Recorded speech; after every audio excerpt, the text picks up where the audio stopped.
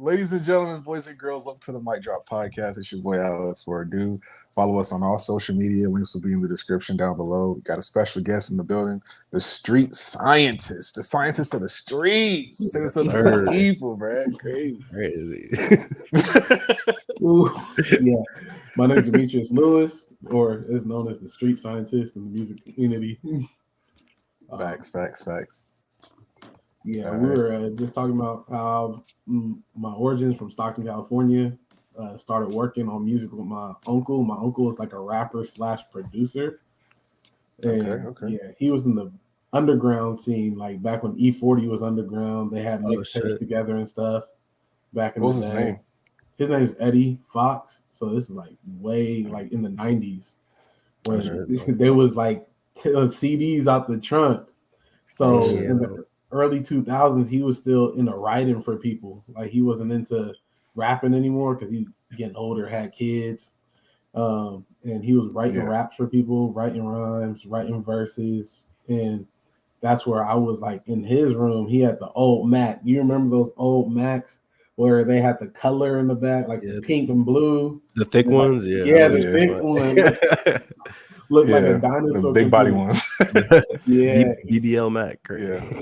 He had one of those with like Pro Tools. He had Pro Tools and he had Logic, or I think it was like GarageBand or Logic, one of the two. It was so long ago. And that's kind of how I got started, is just like working with him and trying to make that stuff better.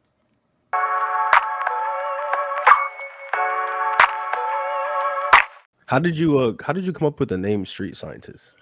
That's actually funny. That was coined by Depp. The Depp is a genius, business genius. The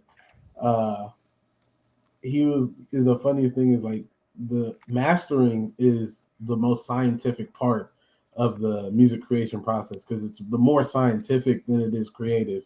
A lot of our decisions are dictated what the mix has and what we can do. It's a lot of number crunching, gain staging, trying to make things louder. And so he's scientist. And then I think because I'm from Stockton, it was like the streets, even though I'm not like part of that street life, I'm not going to cap on my raps because I'm from the south side of Stockton, but it is a rough area. Like I live like right next to an area called Nightingale. I was on 8th Street. A lot of the shout out to the EBK boys, all those rappers, you know, they and Thizzler because they're doing their thing, and they're kind of putting the name out for Stockton because they're putting out music. They're doing pretty well. And he put the street scientist, so he was like, "Oh, you got a scientist from Stockton. We're gonna call him the street scientist kind of thing." Okay. What is the biggest like distinction within hip hop between like Stockton and the Bay? Because I know like a lot of Stockton heads get mad when you group them in with like the Bay Area. Good question. I say when it comes to sonics, it's a lot more grimy and like not in terms of like lyrics or anything. Just sonically, it's like the drums are like mad distorted. It's less clean. It's more of a, I'd say like a gritty sound. It's really gritty. There's not a lot of like, oh, they don't go to a master engineer. Everything's done in-house. They normally have someone recording at this person's house, put it out. And that was it. So it's more like, I don't know, it's more like a got it out the mud like type of vibe. Yeah. I see. But a lot of them have really good mixing engineers. Those dudes are doing their thing. Right. We actually just lost the Stockton rapper, young Slowby, and his mixing engineer was insane. I don't even know who he was. He's not credited on Tidal or Genius. If that dude could come out and reveal himself, that'd be great because his mixes were tough. Okay. Who are some of the artists in like the Stockton area that you work with, or it could just be like just the whole North Cal? Actually, let me think. I don't think I have a Stockton artist right now that I'm working with. Most of them, they don't have mastering engineers. Okay. Most of them go through D Underdo because he's not a master engineer, but they go to his recording studio out in Stockton. and he has like a lot of the work. Like everything in Stockton basically goes through him. Okay. What made you choose mastering over like mixing So I was, specifically? oh my bad. I was mixing a lot in college. Okay. I Okay. used to record. So I worked at the recording studio in Wazoo, Okay. and we had like 3 people mixing. I was like, why is no one mastering it? So I found all this old gear in the basement, and I was like, hold up, let me start seeing if I could master. And I started making tweaks and doing little adjustments, trying to make it sound better, make the mix slightly better, see how I could get it louder. And then I just fell in love with the craft, and that's where I started like reading more on mastering as a craft than Mm, mixing. Because mixing to me, that's more about feel.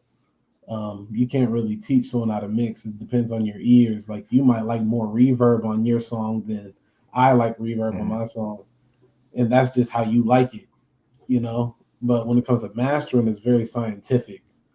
Like, oh, mm. 0 is 0. Like I'm not gonna distort the song. How can I make the song get as loud as possible without distortion? How can I get the vocals to come out a little more without like having to compensate the dynamics of the song? So do you Okay. like the vocals to sit like under the beat, or do you like it to be a little bit over the beat? I like it's slightly over the beat, like kind of like a blanket on top of a mattress. That's a good analogy. That's fine. Yeah. Yeah. Okay. Yeah. Okay, so you're Yeah. you say you're originally from Stockton, right? So Mhm. you're 18, 19. Like why did you decide to go to Wazoo? Because like I feel like I don't know, Wazoo is like a lot of the is like it's mostly a school that like people don't like leave their state to go to. You know what I'm saying? Oh, well, the thing Like was at that time I lived in Washington oh shit. Okay, so you had moved up here and then you decided for to go high to school. okay, Yeah. so that makes what was the like what's the story behind you moving up to Washington? It was a lot of stuff, family stuff. My Okay. mom wanted to change. She didn't want to live in California anymore. So we ended up moving to University Place with my uncle. Okay. So a lot of my family's from University Place in Tacoma, Washington. Yo, that's crazy as fuck. And craziest thing is like half Tacoma family, boys. Crazy. Yeah, no. yeah, like a lot of people they lived in Stockton, and then so we have family in Mississippi. Half of them went to Stockton, half went to Washington, Okay. and that's kind of like how they split up. And it was kind of smooth that way. I went to Curtis High School, UP or University Place. It's the Yeah. suburbs, very Damn, different. that's crazy. It's most definitely different from where I grew up. So the music scene was very different. Um, Okay, yeah, no. So what's here? Because okay, so a lot of people say that and it probably this is probably a good question to ask you because you're from like that area, but like people say that Washington like their sound is mostly like it's mostly jacked off like this stuff that's going on in like Northern California with like the Bay Area. Like, what do you think about that? I I've, disagree. I say I've there's heard a lot that. of I've heard that before. yeah. I disagree. I think there's a lot of biters, Okay, and people try to say that the biters are Seattle sound. okay. But if you listen to like let's say Macklemore, even though you probably don't consider him rap, Nah, he doesn't. we like to ignore that over here. You know what I'm saying? Not our Macklemore side of though, the he coast. doesn't sound anything like West Coast. But Lil Yeah. Mosey has his own sound. Okay. Um, Lil Mosey didn't sound West Coast. He sounded like It sounds almost like Southern, almost a little bit. Like I don't know. yeah, it was like Atlanta mixed with West Coast to me. That's Yeah. what I felt. It was like its own type of style, own type of swag. And then because the producer Royce David, he's not West Coast. Royce is actually Royce David. He was the one who produced a lot of the music out there Okay. in Seattle for Lil Mosey. And then I knew Callan. He's the one who produced Blueberry Fago. He actually lived in an apartment at Wazoo, but didn't go to Wazoo. Damn, that sounds like some producer shit. Yeah, For and real. he was going crazy. He was selling Yeah. beats. He had already Blueberry Fago was already a song on his on SoundCloud before he had came to Pullman, and all of a sudden the song blew up. They dropped it, and he just moved to LA. Damn, that's crazy as fuck. Okay, so so you lived in? Did you ever come up to Seattle to work with anyone up here, or were you mostly just in Tacoma? I was in Tacoma. So funny thing is, I used to play video games, and I ended up running into this guy. Me and him were just like meeting each other, seeing each other all the time, and he was like, "Yo, I got a studio in my crib," and this time I had no like computer, like I had no computer, nothing like to make music, and he was like, "Yo, like I'm looking like to grow, like I'm building a team," and this is when it was like viable to build a team. I think there was like four of us. It was me, Joseph, this guy named Caution out in Seattle, Okay. um, and Kyrie, and we had like a team. We called ourselves SMG, Okay. and I ended up being like a engineer slash producer type, and they were teaching me because they knew more about mixing than I did at that time, and I started growing to how can I become better at mixing, and how can I make your guys' music better. And I was actually like an R&B singer for them, even though I don't like singing. I'm not. Yeah. Uh, and that's how I grew into that kind of music in Tacoma, where that I would say was influenced a lot more by Drake. Views, I think, if you're reading this, just came out. So Crazy. when we started that, so we had a lot of beat selection, a lot of stuff. It was just Drake type beat, and then Lil Wayne type beat for no reason, and Yeah. and we would just take these beats off YouTube and just put it on SoundCloud, getting 10,000, 20,000, 17,000.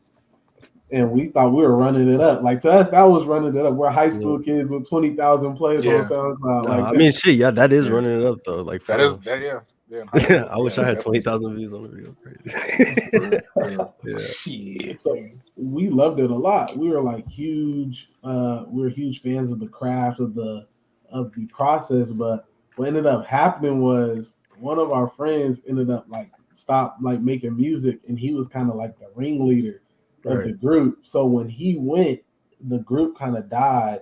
And Yeah. caution though, man, Damone, one of the best writers I've ever met in my life, he's luckily still making music. He has a really good team around him. And then I just stuck like, oh, I'm gonna stick it out with this engineering. And I was recording people in my.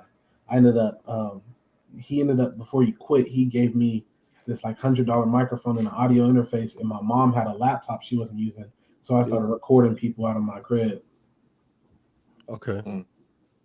Are you familiar with any of the like the underground rappers up in Seattle, like Max Moody, Amir Scott, Ralph, like all those guys? I've heard of Max Moody. Okay. I'm not too familiar with them. Okay, yeah. I know we had Max Moody on like about a month ago, I think. Yeah, he's a pretty solid dude. Yeah. Oh But yeah, Yeah. I know who is it that's popping right now? Lil Cito. oh yeah. Bro, Lil who is this Lil Cito. Cito dude, bro? Because He I was the remember one King that telling me about him, but yeah. yeah, he's the dude at I think Puyallup, right? If I'm not Mm-hmm. tripping. He's Yeah, and from he did the I think it was a cipher that had went viral. I think it was called Internet Shooter or some shit like that. But of the Fizzler. yeah, Oh, okay. I'm gonna yeah. check this I'm shit pretty out. sure I sent you a clip. I don't know. You might have to. Yeah, I remember you did, but I was like, who's Yeah, Lil Cito? Fuck. yeah. Crazy. That's What was like your biggest placement that you were like, damn, I really got this placement type shit. I would say not.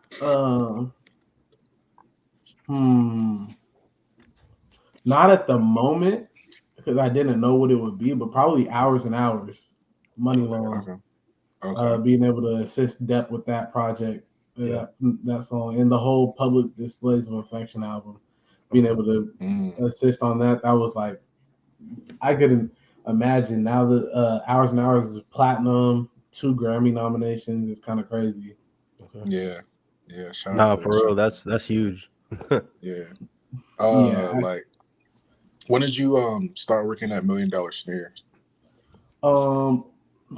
Officially May of 2021, but me and Depp were talking. I would say it was 2020. It was March of 2020. We started talking, and I was because originally I had a client who wanted to get their songs mastered, and then he offered a really good deal, like, but I was in college. I was in college, and everyone was broke, and especially with COVID starting, so nobody had money. The stimmies didn't hit yet. Nah, for real. Yeah. Shit was real. I ain't gonna lie. How do So you we feel didn't. like? Oh yeah, no, my bad. So we didn't get any stimmies, and Depp was he. I asked him. I said, "Oh, I'm like really into mastering. Are you interested in an assistant or intern?" And he said, "Not at the moment. He handles everything on his own. He would let me know if something came up."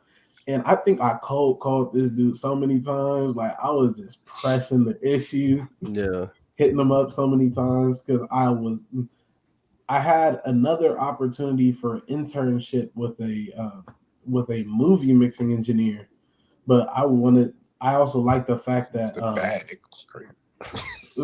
I I had like the opportunity of going to see Depp and being able to work, especially since being from Northern California and being a master engineer in the area. yeah. It just would it to me it was like the best of both worlds. So I kept hitting him up, and then he told me hit me in 6 months. Like he said, about 6 months, I might be looking for something because I'm getting pretty swamped. I called him in 6 months, and he said okay, and me and him started working virtually via Zoom. So we're on Zoom. He would send me something like, oh, try that. This is a song I've already worked on. It's already out. Master this, and then let me see if you could how you do. And I'm doing this all on Logic Pro X, trying to get the best I can. Uh, So I send it back to him, and he's like, okay, cool. I would do this. He's like giving me tips. He's teaching me. So it was every Wednesday. Every Wednesday we would meet on Zoom, and he would just give me game, and we would learn. And then he told me to fly out so we could link up because you don't want to be working with someone online and y'all don't click in person. And Yeah. then I met with him in May of 2020, like the beginning of May after I graduated college. Just graduated college. Go to meet with Depp like not even 3 days after that, probably 2 days. And then I fly, we link up, and he's like, yeah, move here at the end of the month. damn. So, like, I moved back. I end up staying with my cousin, actually. So, I'm staying at his house. I'm on a couch.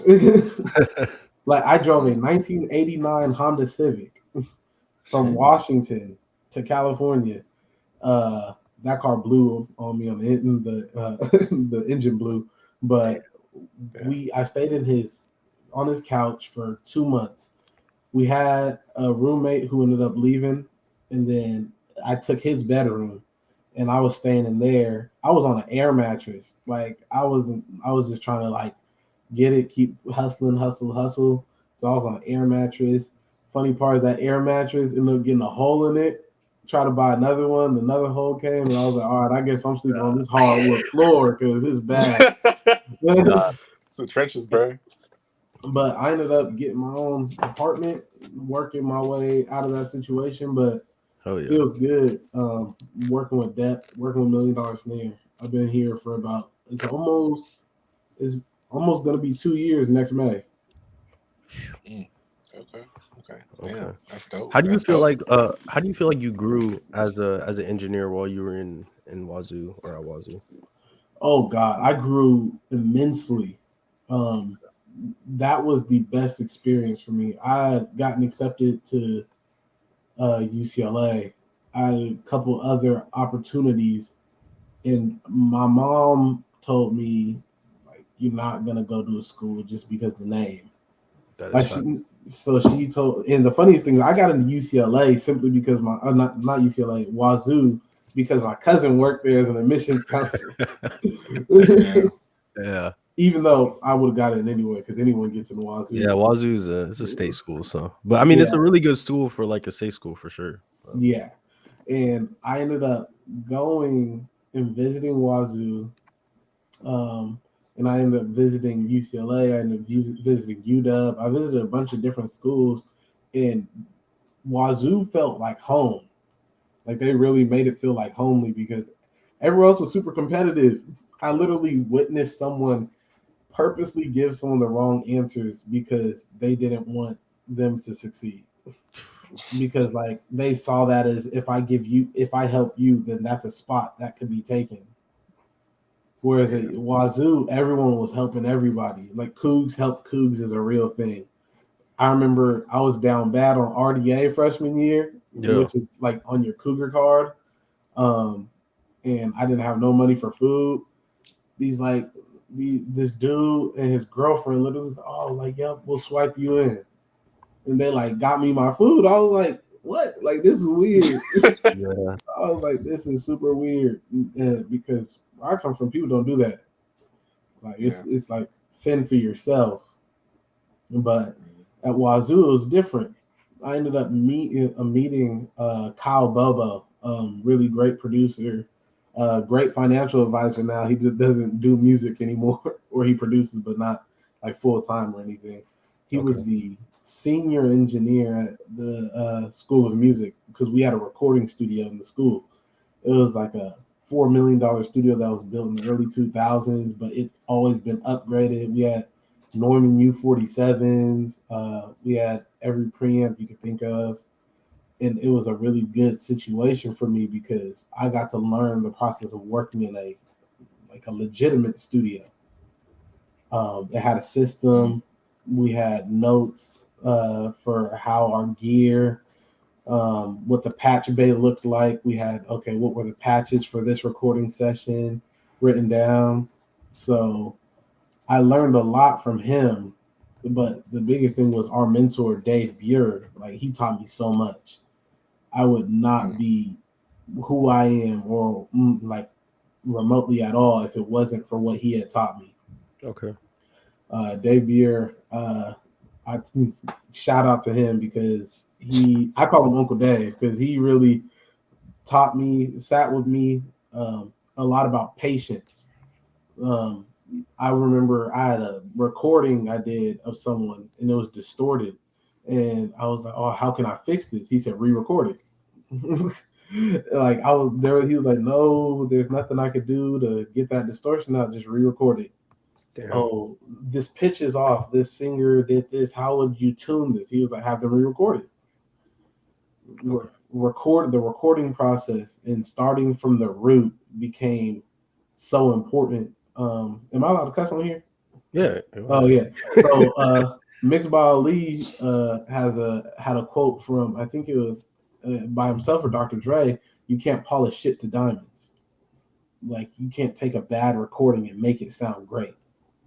Okay. So that was kind of that process of me learning at Wazoo, of taking everything from the root and making it better. Okay.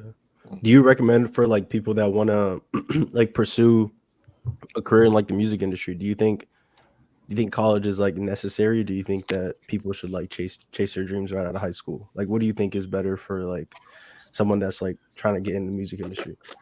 I'm not gonna lie, I don't think that college is the way. So for as someone that went to college and you seem to be having a pretty successful like career early on, like why don't you think college is necessary? I got a degree. I have my degree. It was, I think my experience was perfect for me. But I think that a lot of people go to college and they have professors tell them, you need to do this, you need to do that. Okay. Like, I had teachers telling me, like, not Dave Buer, but I had other teachers telling me what to do with mixes. Like, they're like, oh, I've recorded in studios, it should sound like this. But I'm like, but you're a professor. You're here because you didn't become a recording artist. Not to be rude. No, that's crazy though. I mean, that's facts though. Like, that's not what you do. Like, stay in your lane, bro. Like, you don't tell me what to do. But most of my professors were pretty understanding that I would say that was only like a select few professors. That doesn't go out to all professors. A lot of professors are amazing, but some professors hold you back because they'd rather go with tradition than breaking the mold. Some molds need to be broken. especially music. In music. Yeah. The school of music I was in was classical music. It was classical music only, and they highly shunned upon anything other than that rap. I remember there was a huge like argument between we had a professor who will not be named who was standing up for Kendrick Lamar getting the Pulitzer Prize, and there's another professor screaming about how Kendrick Lamar didn't deserve it and that there shouldn't be any of that type of music going for getting a Pulitzer Prize, which is really sad. They were arguing over him getting the Pulitzer Prize. Yeah, that's crazy. And I was just like, why are you pressed that he has a Pulitzer Prize? And they said that should go to classical musicians or real musicians is what we were hearing. Oh, real? Okay. He said, "Wait, what was the class's reaction to real musicians?" Like, a lot of the kids are classically trained. Like that's all they do. They don't play except for the jazz students. They were all on Kendrick's side. All the jazz students were like, "Oh yeah, rightly so." Yeah. But a lot of the classical students agreed that music doesn't belong. And I don't mean to put them in groups. That's just the school I went to. Yeah, no, I understand what you're saying. Like it's like they think differently towards other sounds because they're not like really tapped into that sound. Mm-hmm. And I don't think you need to go to school. Like you have engineers, seeing sounds workshop. You have Ali. Ali has so many YouTube videos where you could go and look that stuff up. I go to like a bunch of colleges and spend I got friends who are 6 figures in debt. You're never getting out of that for most people. Yeah. Even with the relief that Biden is trying to give people, you're not getting out of that. Ain't no relief right now. Shit. So wait, so what do you think made your situation so unique to where school was like the right route for you? Dave Beer, 100%. Dave Beer taught me $500,000 millions of dollars worth of game in 4 years. I sat with him and he taught me one-on-one. I was the only person in the studio. I had a key to the recording studio and a key to the building for the School of Music. Oh yeah. I had time to like sit down, focus, and hone in on my skills. He gave me assignments, like real practical assignments. Go in and make this edit. Okay, now I want you to set it up to where 2 mics are recording the same take and they're on separate preamps so we can choose which one is better, but make it so that so the proximity of the mic is very similar to each other. Okay. So the distance between the 2 mics. I want you to do a mid-side recording on the piano. Things that like you wouldn't really get at a school where they just give you a book on how to do it. You got to figure it out when you're in that situation. I was in those situations. Okay. I'm learning a lot of new things. Yeah, oh god! Shout out to Wazoo. I didn't know they were up like that with the whole music. You know. Dave Beer retired. I don't know how it is now. Okay. So, are you back in California? Or something like your. Oh, there you go. I was back in California. Okay. That's what's up. Yeah, I was gonna ask you like, who are like your favorite mastering engineers that you know personally? That he's the GOAT to me. There's a couple others that I like. Not that I know personally. Rest in peace to Tom Coyne. He did a lot of Sade's records back in the day. I really like the way he mastered those records. Herb Powers, Black Mastering Engineer. Shout out to Herb Powers. He was doing a lot of the old R&B albums like D'Angelo. I believe, if I'm not mistaken, he did Music Soul Child. So he did a lot of old records that I grew up listening to because my parents were all into R&B. Yeah. But those would be my like top 3. Yeah, that would be who I mentioned. Okay. What do you think about some of the music that's coming out this year, man? Like, what do you think about Metro's album? What do you think about Drake's album? You know what I'm saying? Like, I didn't think Drake's album was that bad. I know a lot okay, of people don't like it. Which one are you talking about? The one uh, he just came out with 21 Savage, right? yeah, Her Loss. Yeah, Yeah. yeah. Her Loss. I thought it was pretty fire. I think that Drake's team, his mixing team, actually, that's another mastering engineer I'll name is 40. Whenever 40 mastered his own mixes, they sounded amazing. Yeah. But I think they use somebody else now. I forgot who he's using at the moment. But for 40, when he used to master his own stuff, they have what is it, Noel Cadastre, I believe is his name. I don't know if Gadget's still working on their stuff, but yeah, Drake's team is really good, and that his sonics always speak for themselves, I believe. Okay. And I didn't listen to Metro's album actually. That's actually kind of crazy. Damn, It's literally I on listened my. to it. It was fire. it was far as fuck. Oh, crazy. It's on my calendar to listen to it tomorrow. Okay. So I'm gonna listen to that top to bottom. And Okay. then, what else did I really? I love Feed the Streets 3, obviously. Like, I love that too. I listened to the whole thing at work, bro. That shit was fire too. I'm not gonna lie. yeah, I got to listen to it before it came out. So, Oh, for real? we worked on that. Okay. $1 million snare. Okay, yeah, that's true. Okay, that's a flex. Okay, That's crazy flex. like that was us, nigga. Okay, what do you think? Besides obviously the ones that you've worked on, what do you think sonically is the best sonically from like the perspective of engineers sounds the best like song this year? What song do you think sounds best?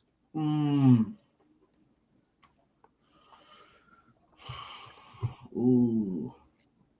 Or album, you know what I'm saying? I think it depends what kind of sound like you're looking for. I think album. Yeah. The Black Panther Wakanda Forever soundtrack was insane.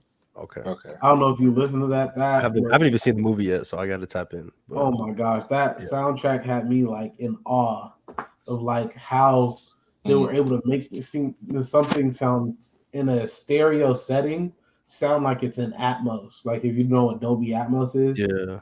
So they made the stereo speakers feel like you were surrounded by the sound. And it was like I felt like immersed in whatever they were doing. It just felt so cinematic, and I really like some projects like that. Okay. That's fire. Okay. That's fire. That's fire as fuck. I need to check that shit out for real. So how old are you, by the way? I'm 23. Okay. 23. Okay. Yeah. So like maybe 1 or 2 years from now, like by the time you're like maybe 25, like where do you see yourself as a mastering engineer? I just say, let me see, what is that? 25.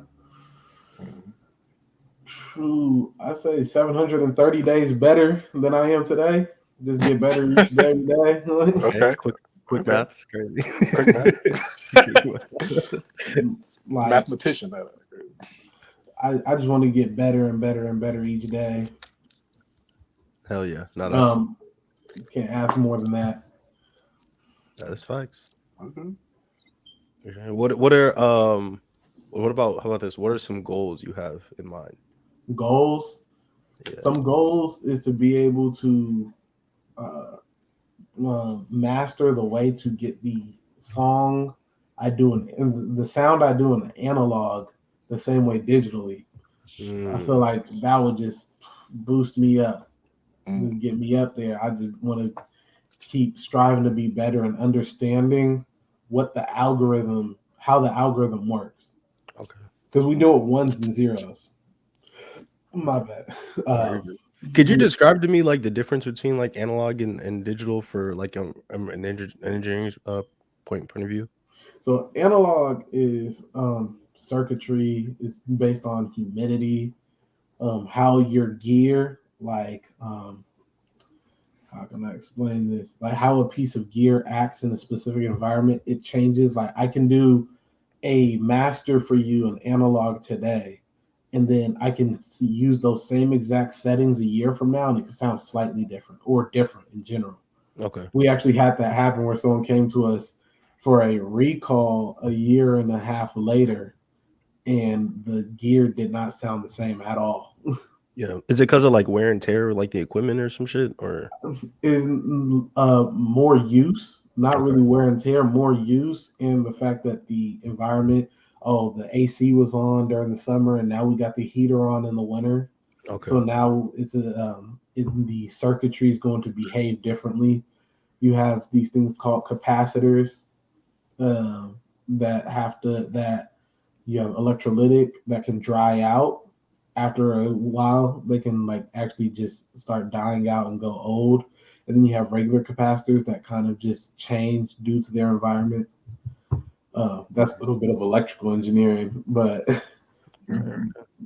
but in the digital world, it's a lot more ones and zeros. It's a plugin that was made to emulate something, and it's coded to do a certain thing. But the thing about analog and digital is, in digital, 0 is 0. You pass 0, you're distorting.